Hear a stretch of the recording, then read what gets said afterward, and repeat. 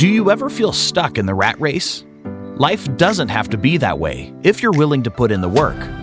In Bigger Vision, Chris Garrison helps you discover the keys to abundance, freedom, and personal growth that let you live the life of your dreams. And now, here's your host, Chris Garrison. Branding, recruiting, and aligning your finances. These three things are a must for every business owner. So you might say, okay, what actually do you mean by branding, by recruiting, and by aligning your finances? So I'm going to go into each of these very quickly because these three things have transformed my business and therefore my life. First of all, I'd like to make a statement. You need to see yourself as a business. Whether you're a man or a woman, I would like to call you, if you own a business or aspire to be a business, have a business, I would like to call you a businessman. And I want you to dissect that in your head, and I want you to consider not I'm a businessman, but I'm a businessman. I am the business. Not I'm a businessman, but I am the business. This is why branding is so important that you do it correctly. Because people buy from who they know, like, and trust. This is why you should see yourself as a business. Because it doesn't matter what business you have, multiple businesses, whether you're investing, whether you're looking to raise private money, whether you're going to the bank to get financed, whether you're looking to acquire new customers, people will buy from you because your name is attached to it if they can trust you, if they know that you're a hustler, if they understand that you will fulfill what you said you are going to do.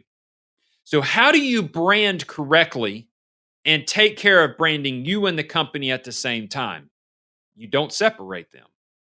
When I went and started building my company, I was tipped off by a man named Grant Cardone, saw his information on YouTube, and began to follow him. Therefore, I knew because of the way he branded himself and his businesses that he had a coaching business, that he was into real estate, and that he was into sales and marketing. That was his coaching program. He would coach you how to market and sell, and he bought real estate from the money that he earned in his other businesses like coaching. So how can you brand yourself like Grant Cardone and like I have? Easily on social media by getting out of your comfort zone and making videos that has the selfie mode on with your work in the background and your face in front of that work, stating your name, then your company's name, and what is being performed behind you. That easy. And how do you do it in person? Through every conversation that you have a chance to interact in. When people sit there and say, how's it going? How's your business doing? What do you do? This is your opportunity to say what it is you have to offer and what it is you want. Man, we're doing fantastic. We have been drying out all of these homes from this freeze that we had where pipes busted. And we are looking for great new team members that love to work with their hands and don't mind getting sweaty. And more importantly, that want to make a lot of cash. What did I tell you in that process right there? I told you what I did for a living, the company that I was trying to represent, and I told you what that company needed. Very quickly, and it was not sales pitchy. And instantly your thought process was, oh, this is what he does. And I think I know somebody, or maybe myself, would be interested in asking him more about the details of the job that he is offering and looking to hire for. Branding. It's so important and it's so easy, but you have to be conscious. It's a conscious effort. just like anything else in life that you want to do, it has, and at a high level of success, it has to be at a conscious effort. Too many times we run through life and we act unconsciously. Therefore, we don't get anywhere and we don't accomplish the dreams and the ambitions that we have. But as soon as you put conscious effort in it, you will begin to see massive growth accelerated at a massive rate. This is why you have to put a little bit of thought process into how you communicate with individuals and through what platforms you communicate on. What is going to get the one to many so that you can get your voice and your message out there to as many people as you can with as little money as possible? And social media is the easiest and best way to do it right now. Facebook, Instagram, TikTok, LinkedIn, and YouTube are the 5 main places that I would recommend. And keep it short because people's attention span is small. 60 seconds to the point of who you are, what you have to offer, and what you want. And then post those bad boys on Reels. You can do longer videos that are more technical on YouTube, and YouTube can be that story, that documentary of what you are and what you want and what you have to offer. But you need sales clips that roll out on Reels on all these platforms that get you in front of a new audience, in front of new eyeballs, and those eyeballs bring new opportunity. This is branding.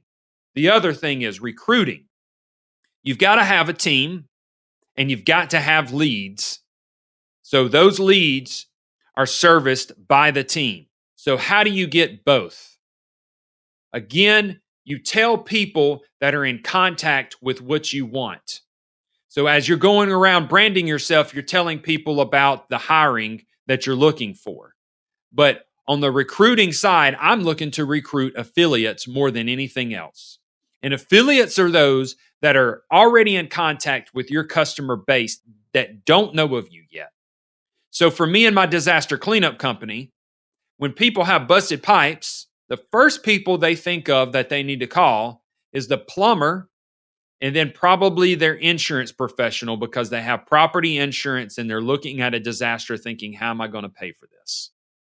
Those 2 people are the 2 people that we mainly solicit as affiliate partners. So we will go to our plumbers and we will say, we would like to give you money for sending us leads. And this money is going to help pay for that side-by-side payment each month, for that boat payment, for that car upgrade. And so we simply say, how many jobs do you walk away and see water still sitting in that home or in that business? And then they throw us a number. And then we say, if we gave you $200 per closed lead, that would equal up to, and we just multiply it by whatever number. So let's say they say 1 a week. That's $200 a week you're leaving, laying on the floor at that business because you didn't know to take less than 5 minutes and contact us. And here's how that looks. Hi, I see that you've got water. I know someone that can help mitigate this situation, someone that can help prevent mold from growing and will come out for free and explain to you what needs to happen. Would you like for me to call my professional friend? And then when they say yes, that's when you call my office, you give them your name and number, and you give the customer's name and number, and then we will contact the customer. Then at that point, my staff contacts the customer, sends out our professional crew, and our professional crew will explain the process, which is selling the process by building the value of what we have to offer. And if it's something that is too small for us to worry about handling, then we will explain to them exactly what they need to do themselves. If it's something that we're able to handle big enough that needs us, then we will instantly pay you $200 as soon as they hire us. Boom. Less than 5 minutes by making a phone call and passing the customer's information to us, they made $200. Who would not be willing to do that?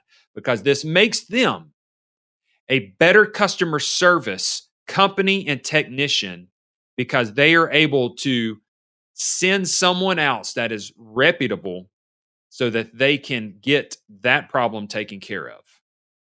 Why would you not do that? It's a win-win for everybody. It's a win for the customer. It's a win for the technician.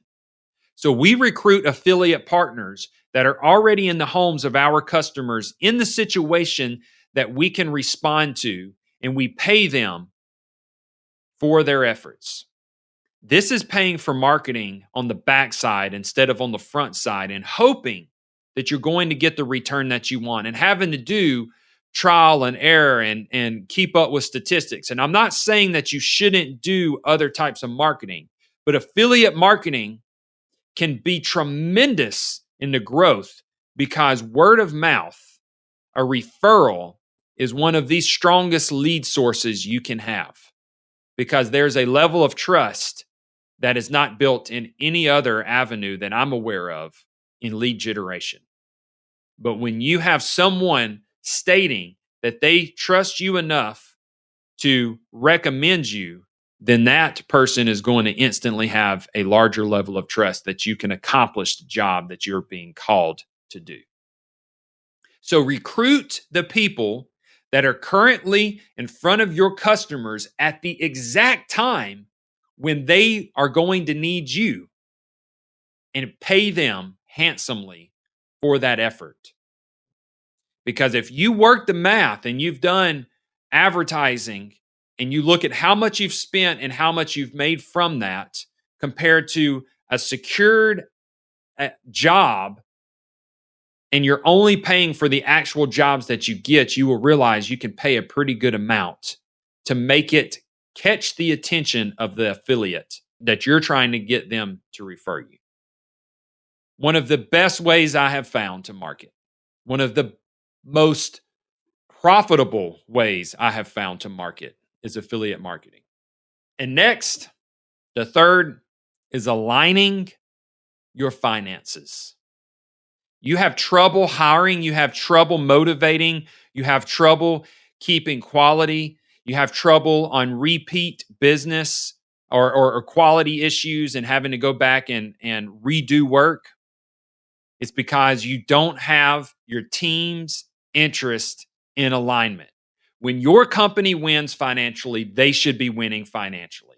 When your company loses financially, they should be losing financially as well, because it is direct contact from their efforts. Your entire company's efforts play in to how well you're going to win.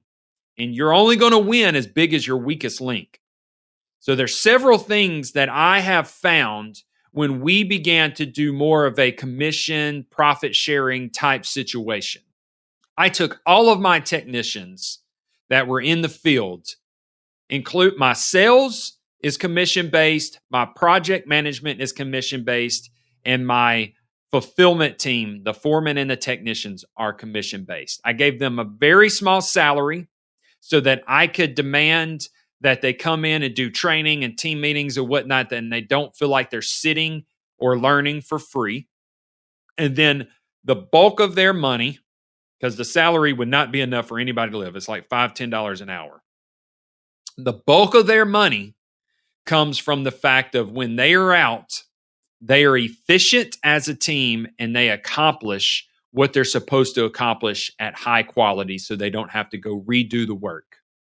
So we looked at our data, figured out how much money we could afford to give away, and we allotted that percentage of every invoice. And I don't look at the nets or anything else, because in my industry, the biggest expense on a job on the mitigation side is going to be the labor. There's very little chemical, and the equipment that's used gets used over and over and over again. It's not disposable equipment. I don't have materials like a construction company. Otherwise, I would have to do it on the net side. So I'm able to do it on a gross revenue side, which allows me to do a little bit easier calculation in my bookkeeping. So they know now that if they put in the sweat equity, that the harder they sweat, the more money they're going to make. But I also teach them that at some point you're going to cap out with the muscle, the sweat, and you're going to have to start utilizing your brain and know what is going to bring more money to your plate. So if you want to sit there and skip laying down the floor protection or covering up things when you go to demo, you're losing money. And this is where you're not utilizing your brain. So we break down by throwing down floor protection, you're going to make this much more on that invoice. And if you're making the invoice bigger, therefore you're getting paid more. If you would protect and cover, which adds a bigger value to our customers' assets and shows that we care about their things, this is going to add more money to your line item with little bit of effort. And therefore, you make more money because the invoice is bigger. When they win, the company wins. When the company wins, they win. It also broke down the fact that some wanted to do certain tasks over other tasks. Well, we get paid the harder the task and the more inconvenient, we get paid more. So our technicians, our team should get paid more as well. Now with this alignment and saying that you get this much percentage of the total invoice, they will say, give me the hard, dirty work because I want to make more money. It put in peer pressure because now I don't have to micromanage and feel like a dad watching over kids. When someone doesn't want to do right, it's affecting their team members' money, and that team is going to speak up and tell them to get their act together. So if they want to call in, if they want to show up late, if they're trying to leave early, if they leave things undone to where they have to go back and redo and take the time to travel to that job site, all of these things are affecting the team's money. And when you start affecting someone's money, people start getting vocal. And I, as a leader of the company, no longer have to be the vocal person because the team will push because their money is being affected now. It's crazy how when you align people's money and the entitlement goes out the door. When people will get paid off of performance, things start to become different.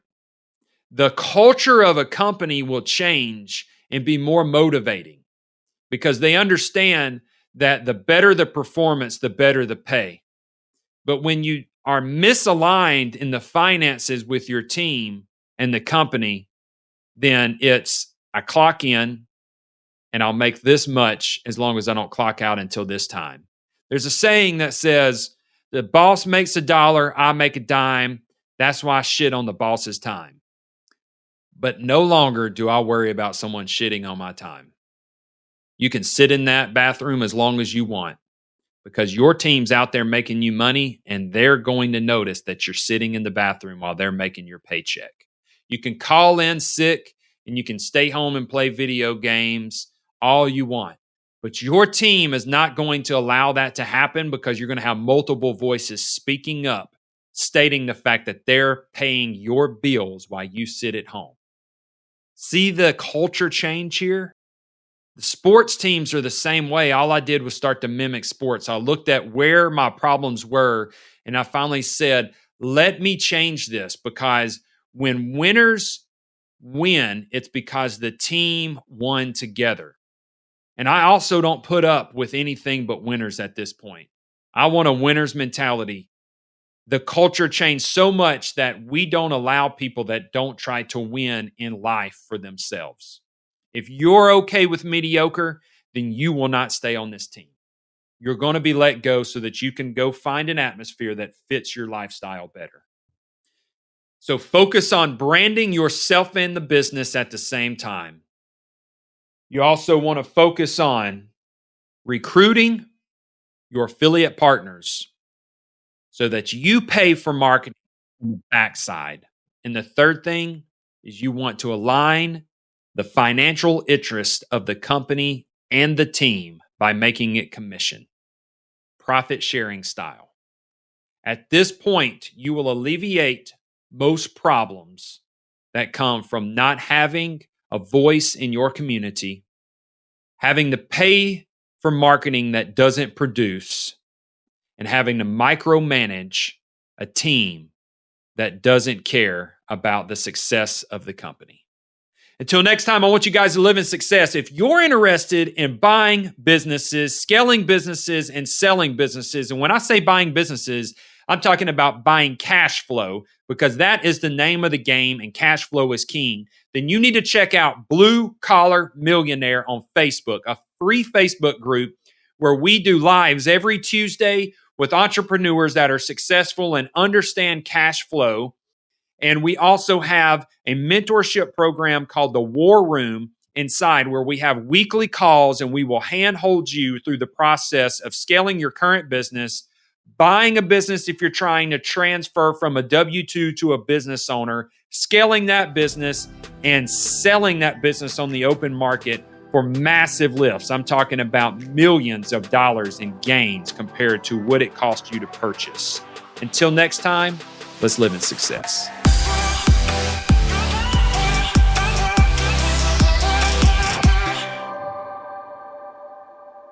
This is thepodcastfactory.com.